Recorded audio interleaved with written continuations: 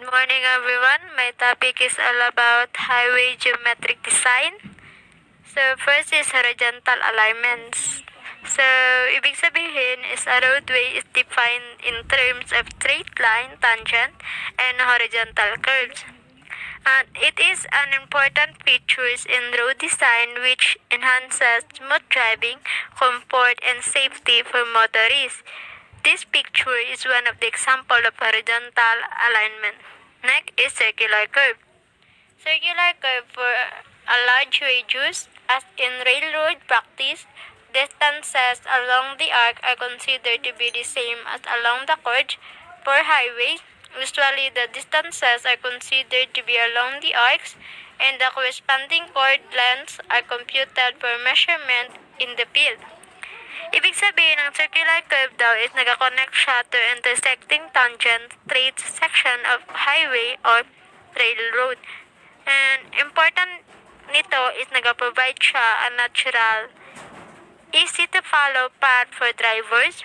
Trust that the centrifugal force increases or decreases gradually as a vehicle enters or leaves a circular curve. As you can see, the two pictures are the same path or road. So, mostly makikita natin ito sa papuntang Baluyan. And also, nag-maintain ito for smooth traffic flow, decrease the likelihood of accident, and assure road users' safety. Next is sharpness of curve. Sharpness of curve can be expressed by using two measurement. So, ibig sabihin sa sharpness of curve daw is ito yung road na papaliko or U-turn. So, as you can see, this picture is one of the example of sharpness of curve. So, mostly magkakaroon ng skilling because mabilis yung pagtakbo ng kanilang sasakyan. So, kailangan natin always slow down before you enter the curve. And so, you do not have to brake in the curve. Braking in a curve can cause the vehicle to skid. And also, kailangan pag magliko tayo, you need to slow down. Take your foot of the acceleration and if necessary, brake. It is important to brake in a straight line para maiwasan ang pagkakaroon ng accident or skidding ng ating sasakyan. There are two sharpness of curve is the radius and degree of curvature. Ibig sabihin ng radius is the angle, the distance from the circle to any point on its circumference. It also nag-avoid siya the risk of skidding as well as to reduce the wear and tear of the car tires. Next is degree of curvature. This angle is also the change in forward direction as that portion of the curve is traveled. Next is stationing. Stationing in metric system, the length I use is 20 meter for both arc and core definition. In English system, the length I use is 100 feet for both arc and core definition. Ibig sabihin sa stationing is nag-process sa to defining location along the project by station number. It is the horizontal measurement along the survey center line of a project. So, this picture is one of the example of stationing. So, mostly ginagamit natin pag magsasurvey tayo, gumagamit tayo ng theodolite or total positioning station.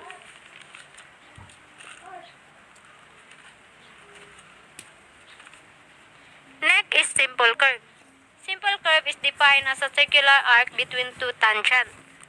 So, ibig sabihin is a curve that does not cross itself. Example nito na road is circles, polygons, and ellipses road. And simple curve is the important to provide in the road to impose a curve between the two straight lines. Compound curve.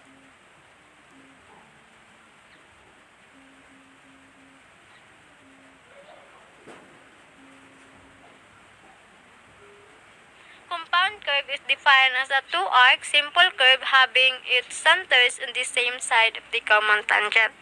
Ibig sabihin is easily to adapt to mountainous terrain or areas cut by large or winding rivers.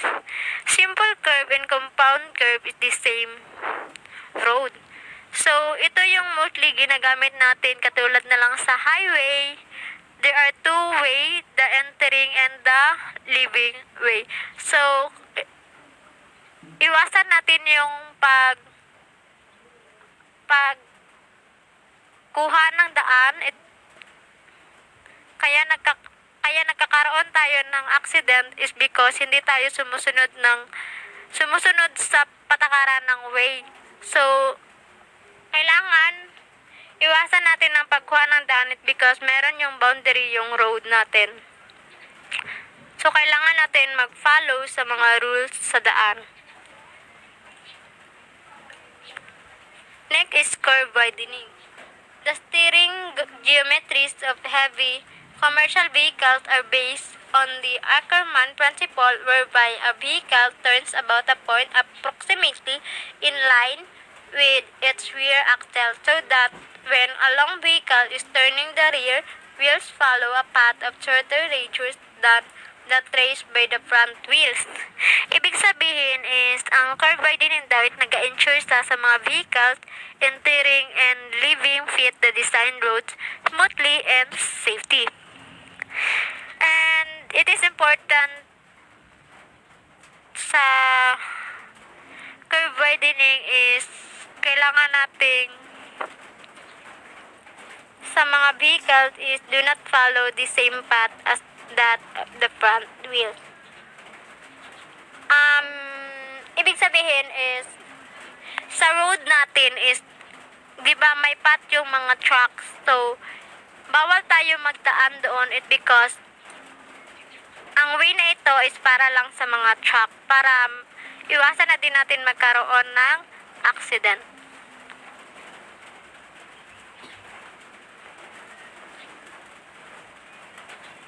Next is vertical alignment design. Vertical alignment design is refers to the design of the tangent and curves which compose the profile of the road. Its primary aim is to ensure that a continuously unfolding ribbon of road is presented to motorists so that the anticipation of directional change and future action is instantaneous and correct. So, ang itong vertical alignment is nag-present siya of height and depth and vertical axis with respect to horizontal axis of alignment. The height and depth in road may be in form of gradient, straight line in a vertical plane, or vertical curve. The important of vertical alignment is to affect travel speed, safety, and its appearance. Gradient. Although the use of tap tangent gradient in highly terrain generally result in lower road construction and environmental cost, it is also adds to road user cost through delays in extra fuel and accident. So, ibig sabihin ng gradient is, ito yung road na mostly walang walang mga bahay. So, kailangan natin maglagay ng station para sa fuel in case na may mga cars na dumadaan na mauubusan sila ng mga fuels is pwede sila doon magpagas. So, ang gradient is nag-reach siya of rising or falls along the length of the road with respect to the horizontal alignment. It is the vertically experienced during travel, spread over, the corresponding horizontal distance. The one example is yung mga way ng mga cars or motorbike. Gliding lanes. Gliding lanes is the maximum gradient is not in itself a complete design control, and an extra climbing lane is often provided on long uphill climbs.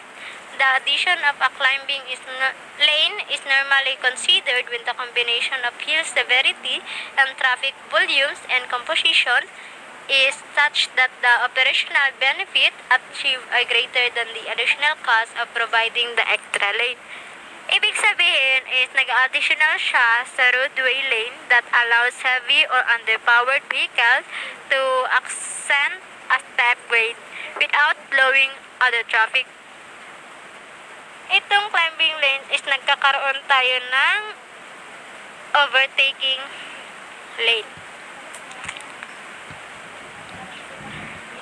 The importance of this is to improve safety, ease congestion, and prevent delays.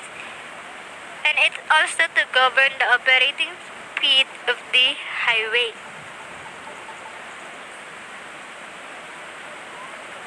And also naman, para ma-ensure natin a uniform rate of fault or rise of the shock.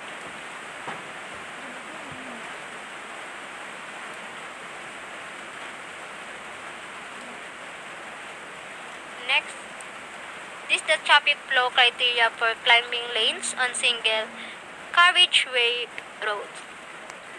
Vertical curve. Ang vertical curve is provide a smooth transition between successive tangent gradients in the road profile. When the algebraic difference of the two gradients is positive, the curve is called a crest or summit curve. When the difference is negative, it is called a sag or valley curve.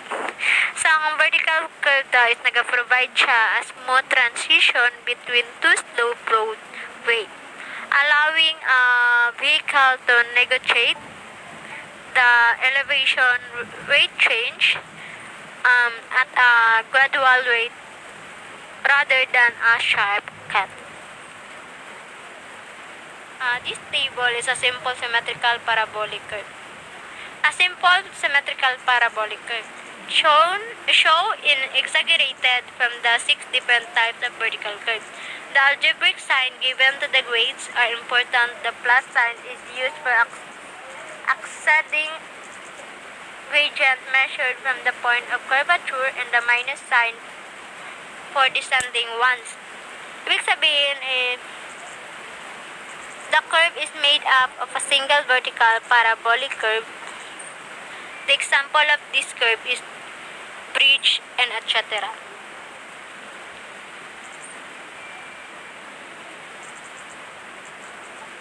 Typical curves, crease curve, and sag curves.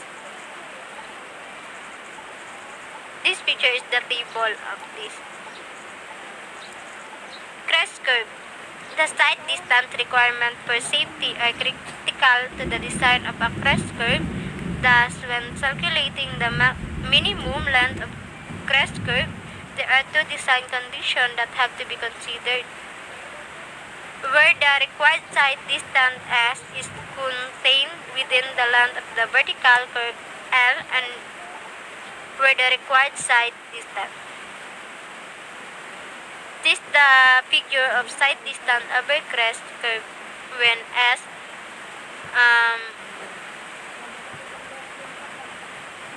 less than L and S is greater L.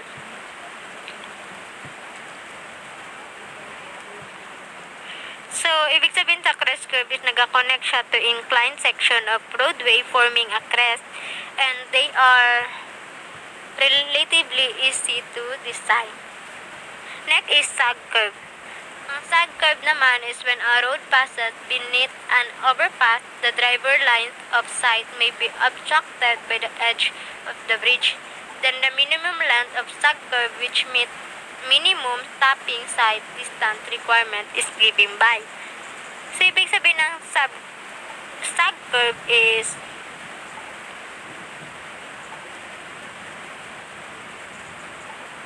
nagka-characterize by a positive change in grade, which means that the vehicles traveling over sag vertical curve are accelerated around. And it also connect descending grades forming a bowl or a sag. This is the formula of sag curve. British practice.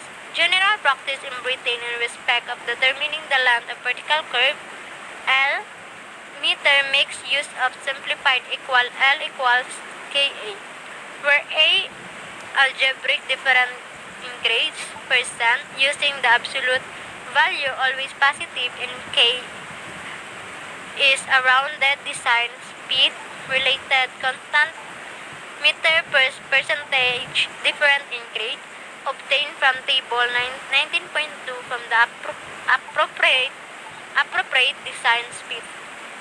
Next is cross-section element. By cross-section element are meant those features of roadway which form its effective width. They are two types of element, basic and ancillary. The basic features of major interest are the width of carriageway, including the number of lanes, central reservation or median strip, shoulders, inclined verges, laybys, camber of the carriageway, and the side slope of cuttings and embankment. So, ibig sabihin ng cross-section is nag-design of street and highways, include the pavement surface type, cross slope lane width, shoulders, roadside or borders, cliffs, sidewalks, driveways, and median. So, ito yung mostly makikita natin sa mga road. Like example is yung mga pedestrian. Yan. Yung way para sa bike. So, meron mga sign yung daan natin para sa daanan sa mga sasakyan or sa mga tao.